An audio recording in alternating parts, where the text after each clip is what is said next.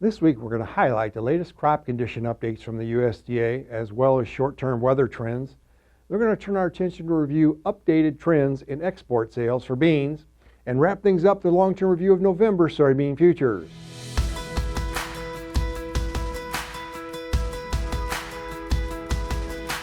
Hi, this is Brian Basting with Advanced Trading. Let's talk about the soybean market. We moved into the last full week of August here, and this market remains volatile. Let's take a look at the latest crop condition updates from the USDA. The USDA came out here on Monday of this week and pegged nationwide bean crop condition ratings at 60% good to excellent. That's down a percentage point from last week and down from 69% at this time last year.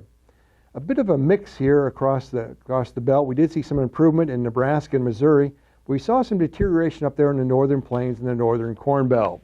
Let's take a look at our aggregate crop condition index now. Notice it stabilized there for 3 or 4 weeks, but it did decline this week.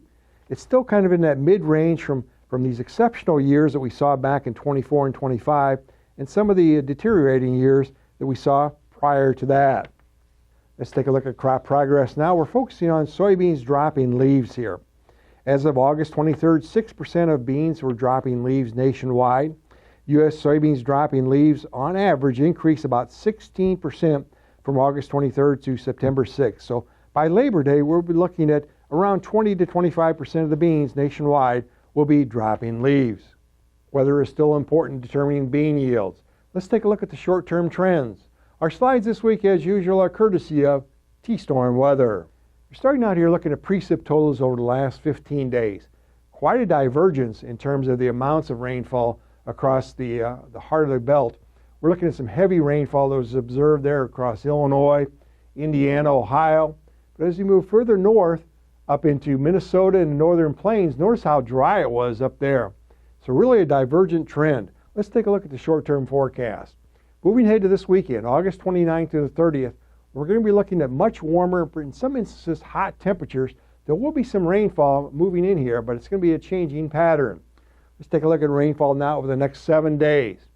Relatively light rainfall in the next 7 days. We are going to see some rainfall across parts of Wisconsin and Michigan, westward into northeast Iowa, but lighter amounts as they move into Illinois, Indiana, and most of Ohio. Let's take a look at rainfall totals now over the next 2 weeks. Over the next 2 weeks here, you can see, particularly west of the Mississippi River, it's going to be a bit dry. But as you move further east across eastern Illinois, Indiana, Ohio, it looks like we're going to be closer to normal precip totals. Let's shift gears now and focus on the latest export trends for beans. Now this first slide looks at unshipped sales of beans both for old crop and for new crop. Notice we're well above each of the last 3 years, but still significantly below some of those strong years that we saw back in 1920, 2021, and 21-22. We're focusing now exclusively in this slide on new crop beans. Notice that China in that green bar has increased purchases significantly from the last few years. But even then, they're below those years that we're seeing in 21, 22, and back in 1920, for example. Let's wrap things up this week looking at trends in November beans. Now, November beans, as we tape here on Tuesday, have rebounded near about $12.35 a bushel, approaching those summer highs.